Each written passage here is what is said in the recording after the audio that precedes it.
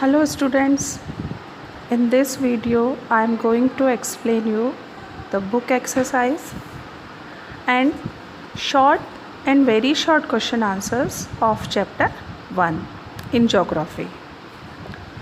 Exercise A is choose the correct answer and fill in the blanks. That is a MCQ question answers. The physical environment comprise of dash components and the answer is abiotic components. 29% of lithosphere is occupied by. The answer is land. Dash protect us from the harmful ultraviolet rays of the sun. The answer is ozone. And all energy for life comes from the answer is sun. Now true false. If the statement is false, we have to correct the statement also. Biological environment comprise of the living organism. It is true. The great variety of life on earth is called biosphere. The statement is false. It is called biodiversity. All humans get their food directly or indirectly from plants. The statement is true. Hydrogen gas protects us from the ultraviolet rays of the sun. The statement is false. Ozone gas protects us from the ultraviolet rays of the sun. Very short answer type questions. What do you mean by the term environment? Environment से क्या मतलब है? Environment means the natural world in which people, animal and plants live.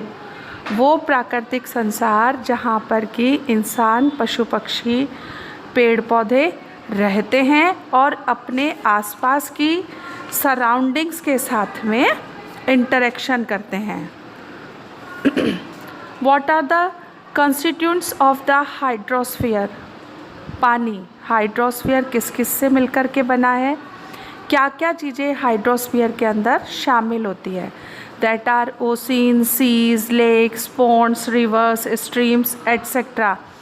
Water vapour, ground water, ice sheets on poles, all are the constituents of hydrosphere. What is the significance of the biosphere? Biosphere का क्या महत्व है? Very simple.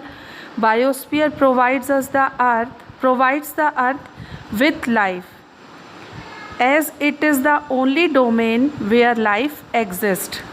हमारी जो अर्थ के जो environment के जो डोमेन्स हैं नेचुरल एनवायरनमेंट के, उनमें से केवल बायोस्फीयर ही ऐसा डोमेन है जहाँ पर कि लाइफ फॉर्म एग्जिस्ट करती है.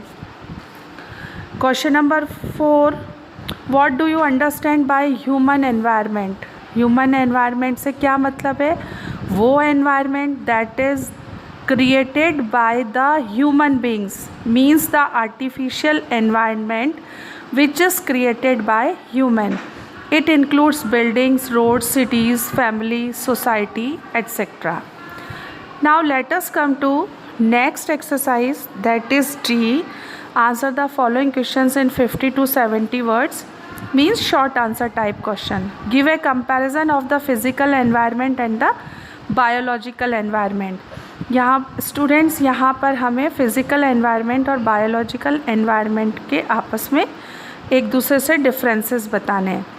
Physical environments include all non living things like land, water and air, while biological environment includes all living things such as plants, animals, human, etc.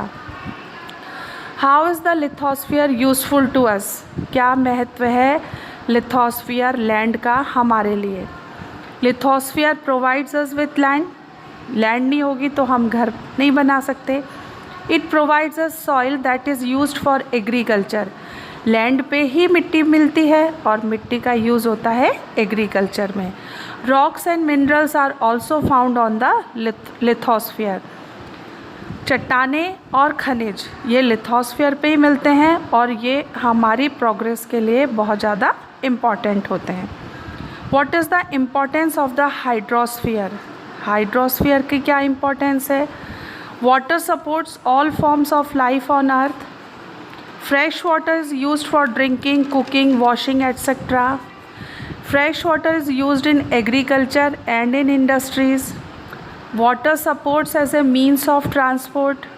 Hydroelectricity is generated from water. Hydrosphere supports marine life and international trades also.